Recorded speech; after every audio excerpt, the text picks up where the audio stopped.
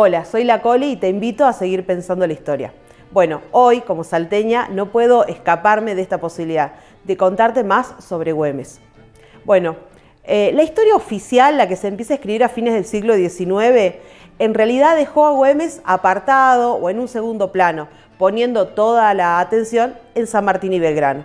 Bueno, afortunadamente, desde Salta y desde varios autores hemos empezado a revisar la historia, no yo particularmente, sino sobre todo a partir de la década del 20, del 30 del siglo pasado, se comienza a revisar la historia y se empieza a hablar de Güemes. Pero bueno, no me quiero quedar en el detalle acerca de cómo se escribió la historia, sino que te quiero contar algunos pasajes de la historia de Güemes. Güemes es hijo de un funcionario real. ¿Qué quiere decir esto? Que el papá de Güemes llega a estas tierras nombrado directamente por el rey. Era un funcionario real que se iba a hacer cargo de la hacienda. Esto va a marcar ya el lugar que Güemes va a ocupar en la sociedad, ya que el padre es funcionario real y la madre descendiente de los fundadores de la ciudad de Jujuy. Entonces, estamos hablando de una persona que nace en un entorno más o menos acomodado. Muy joven va a ingresar a las milicias. Esto es un dato característico de Güemes. ¿Por qué? Porque Güemes va a tener formación militar desde muy joven.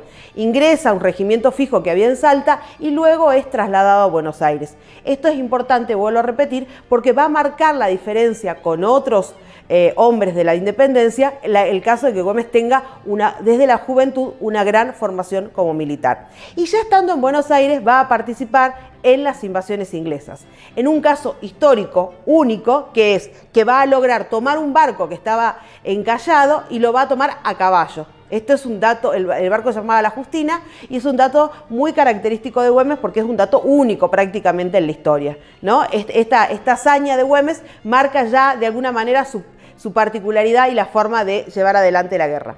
Ni bien posterior a producirse las invasiones inglesas y esta hazaña de Güemes participando, se va a enterar Güemes de que su padre se encuentra muy enfermo y va a volver a Salta. Por lo tanto, cuando se produzca la famosa Revolución de Mayo y esas noticias lleguen a Salta, Güemes está en Salta y se pone al servicio de la revolución, avanzando hacia lo que sería la quebrada de Humahuaca, entendiendo que los realistas españoles o godos, o sea, los adeptos a la corona, se encuentran muy fuertes en el Perú y en el Alto Perú. Entonces es la avanzada hacia la quebrada de Humahuaca para ya empezar lo que se va a conocer después como la resistencia del avance de los españoles hacia estas tierras. Cuando se produce la Revolución de Mayo, el gobierno de Buenos Aires va a enviar a una serie de comisionados militares con un ejército para pelear la guerra de independencia, teniendo en cuenta, vuelvo a repetir, que los españoles eran muy fuertes en el Perú y el Alto Perú, hoy Bolivia. Ahí es que Güemes se pone al servicio de este ejército regular y participa del primer triunfo patriota el 7 de noviembre de 1810 en Suipacha. Suipacha, para que los que no conocen se puedan ubicar, está muy cerca de lo que actualmente sería la frontera de Argentina con Bolivia. Está La Quiaca y un poco más hacia el norte va a estar Suipacha. En esa primera victoria de las fuerzas patriotas del Ejército del Norte, la actuación de Güemes va a ser fundamental para lograr ese triunfo. Sin embargo, los jefes el jefe del Ejército del Norte, Juan José Castelli, no lo va a reconocer a Güemes, lo cual va a generar un roce entre las autoridades de Buenos Aires, representadas por el jefe del ejército, y Güemes. Bueno, hay una primera acercamiento a lo que va a ser la figura de Güemes. Vamos a tener en cuenta que Güemes va a tener entre las filas de personas que pelean con él a los gauchos. Entonces acá cabe la aclaración de quién es el gaucho salteño de esa época. El gaucho en general es mestizo, descendiente de aborígenes y españoles en esta mezcla, en esta fusión, ¿no? Y estos mestizos ya tenían costumbres, ya tenían, digamos, la práctica de la lucha porque se venía sosteniendo lo que era la lucha de fronteras. ¿Qué quiere decir lucha de fronteras? Que había una delimitación y de un lado habían quedado los grupos aborígenes y del otro lado los criollos y mestizos. Por lo tanto, hay una lucha de frontera para evitar que los aborígenes avancen sobre lo que se considera, digamos, las ciudades españolas en América. Esa lucha de frontera que se venía dando durante todo el siglo XVIII, después de pacificar el Calchaquí, en lo que sería la frontera este del Chaco, va a formar a estas milicias que luego se van a adecuar a la guerra de independencia. Ahora, cabe aclarar que el gaucho pelea con Güemes no por un sentido patriótico, porque básicamente no existe un sentido patriótico, sino que pelea porque considera que de esa manera puede cambiar su situación económica, su situación patrimonial, y el cambio político lo puede beneficiar de alguna manera.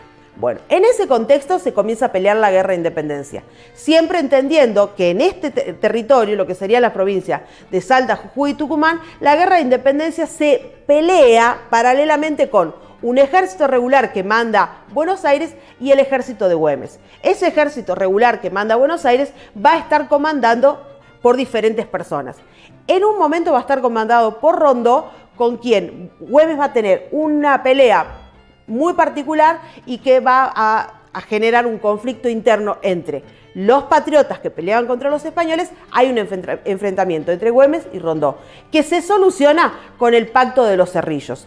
Es importante tener en cuenta esto porque la figura de Güemes va a empezar a ser vista con cierto recelo, con cierta desconfianza desde Buenos Aires. Y de hecho va a haber una comparación de Güemes con Artigas, que ahí te vamos a dejar el link para el capítulo de Artigas que ya hemos grabado también. ¿Por qué se producía esta mirada, si se quiere, condenatoria de Güemes, sobre Güemes de parte de Buenos Aires y comparado con Artigas?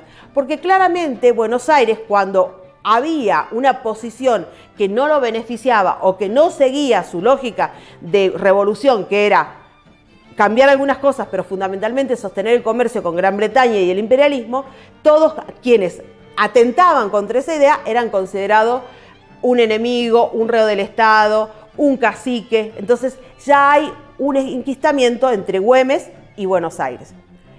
Cuando Belgrano se hace cargo del ejército regular del norte, un ejército que había sido vencido, vamos a hablar en otro capítulo sobre Belgrano, va a haber una diferencia de ideas, no de ideas de fondo, sino cuestiones de forma, fundamentalmente, entre Güemes y Belgrano, y Güemes va a ser separado de las milicias salteñas y va a ser enviado a Buenos Aires. Por lo tanto, cuando se produzcan los triunfos de Salta y Tucumán, Güemes no se encuentra en esta región.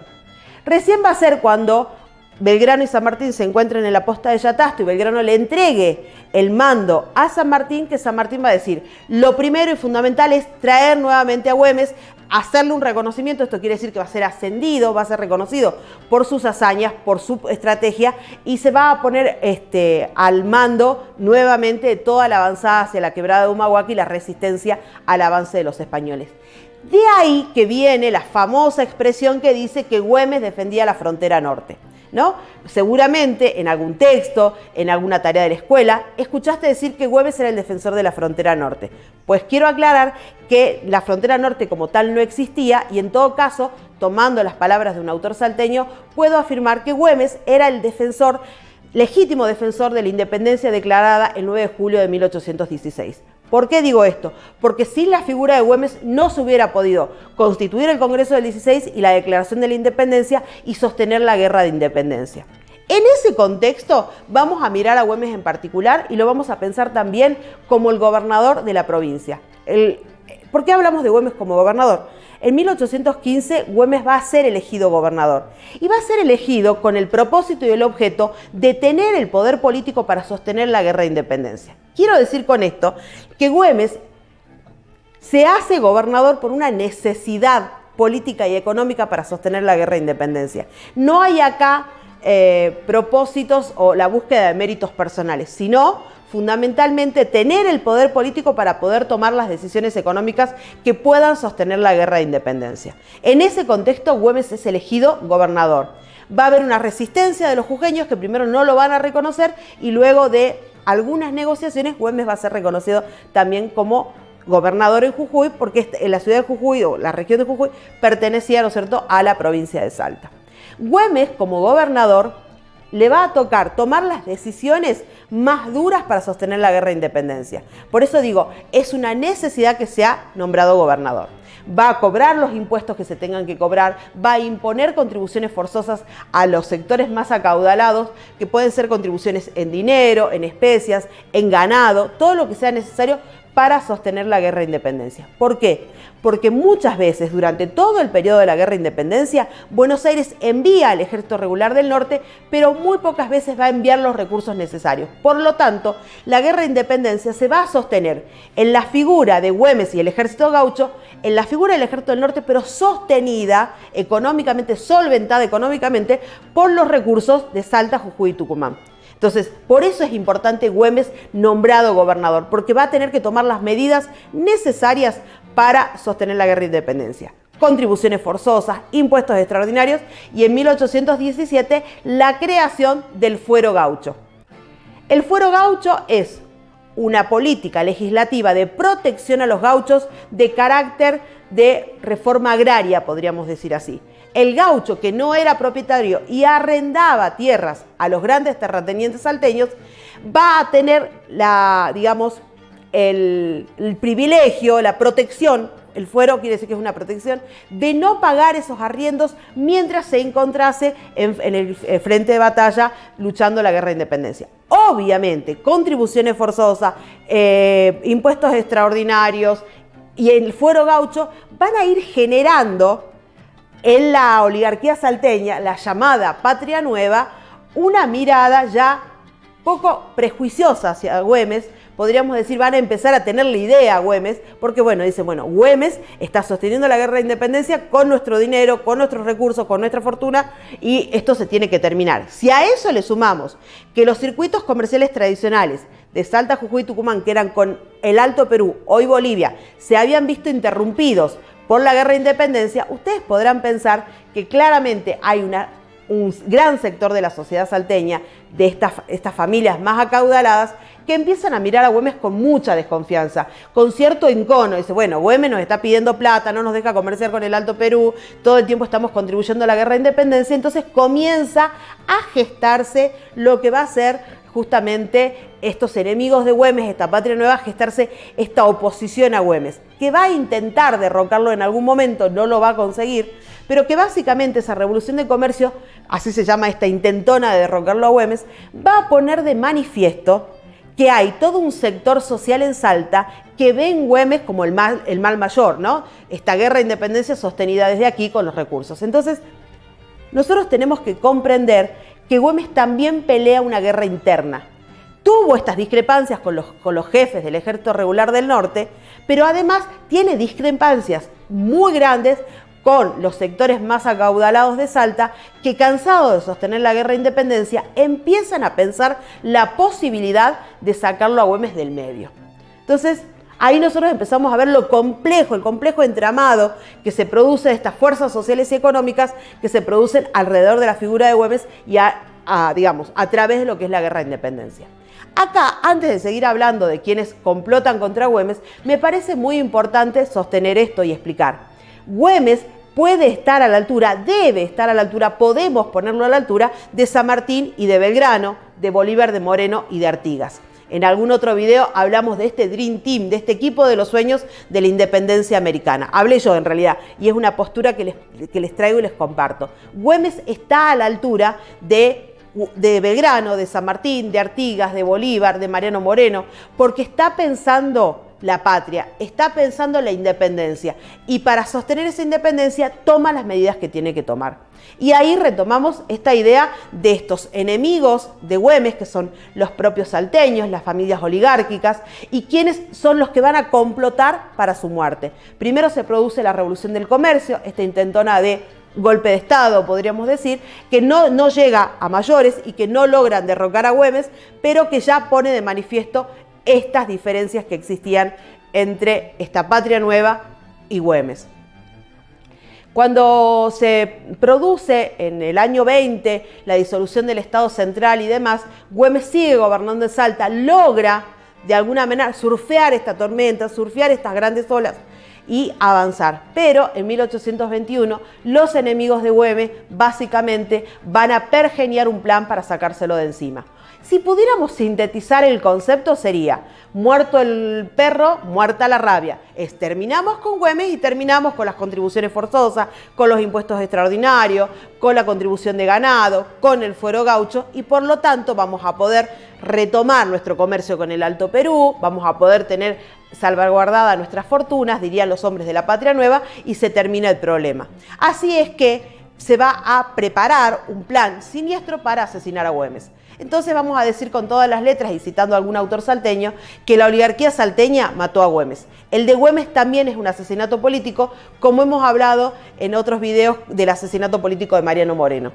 Esa guerra de independencia que se venía sosteniendo con Güemes como avanzada y resistencia en lo que actualmente sería el norte, estando los realistas muy bien posicionados en lo que sería el Alto Perú, Bolivia y el Perú, va a empezar a flaquear. ¿Por qué? Porque Güemes era el brazo armado de San Martín. San Martín tendría que, había planificado cruzar los Andes, liberar Chile y luego por mar llegar a Perú.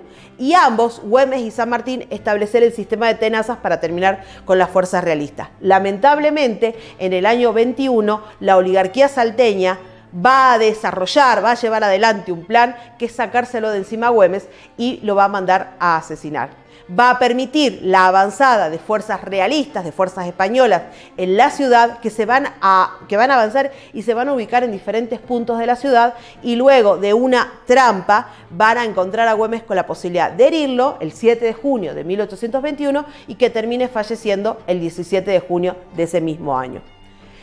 ¿Por qué hablamos de la muerte de Güemes? No solo porque es una traición de los propios salteños que, cansados de sostener la guerra de independencia, prefieren matarlo, sino porque alrededor de la muerte de Güemes también se han tejido demasiadas patrañas, diría yo, por ser políticamente correcta, ¿no? Porque esos mismos oligarcas que lo mandan a matar, que confabulan con los realistas, con los españoles, son quienes largan a rodar la versión de que Güemes se había muerto porque estaba de pata y lana en la casa de un amante y que un marido celoso lo había asesinado. O sea, esa misma oligarquía va a mandar a desprestigiar a Güemes. Desde Buenos Aires también se lo va a desprestigiar y se va a celebrar su muerte, ¿no? Esa misma oligarquía es la que, como descendientes, ¿no es cierto?, los descendientes de esa oligarquía, es la que luego va hacia el aniversario de los 100 años de la muerte de Güemes, va a mandar a construir el monumento a Güemes. Y les quiero aclarar que el monumento a Güemes no era esto que nosotros vemos hoy día, que es una belleza y uno de los lugares más lindos y más caros de la ciudad. Era parte de la periferia de la ciudad. Entonces, esta oligarquía que lo había mandado a matar y después lo difamó, construye el monumento en un sector periférico. Hoy, para los que no conocen Salta, el monumento de Güemes está en un lugar súper lindo de la ciudad, pero en su momento, cuando se construyó, era un lugar periférico. También contarte que no solo fueron las primeras versiones del... Perdón. Esta idea de Güemes segregado, separado, no es solo la historia que se escribe a fines del siglo XIX y principios del siglo XX, sino que en un punto son tareas que nos debemos también como salteños seguir investigando y divulgando la historia de Güemes, pero no desde el punto de vista del personaje, como quien dice, sino desde el punto de vista de cómo aportó a la declaración de la independencia de lo que hoy llamamos la República Argentina, que era el proyecto de patria grande, el proyecto de la patria americana.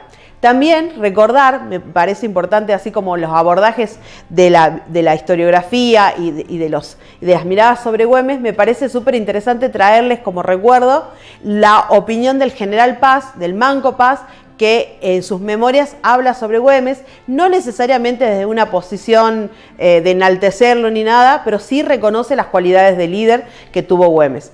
Toda esta complejidad representa a Güemes. Muchos, los salteños principalmente y en general los argentinos, tenemos la tarea pendiente de seguir conociendo a Güemes, ¿no? Y digo esto no como una tarea escolar, sino como un deber como sociedad de conocer la particularidad del entramado que se cocina, que se teje alrededor de Güemes y la guerra de independencia. Siempre digo, y tengo la fortuna de formar futuros docentes, que un docente tiene que conocer la historia de Güemes y trascender la efeméride o trascender la clase alusiva, comprender su entramado político, su entramado económico y la importancia de su accionar para la guerra de independencia. Así de complejo es Güemes, así de complejo es este tema, y en este video solamente quiero dejarte estas ideas para seguir pensando la historia. Seguramente hay otros temas que te interesan y podrás dejarnos sugerencias aquí en los comentarios para que los podamos abordar en próximos videos. Gracias.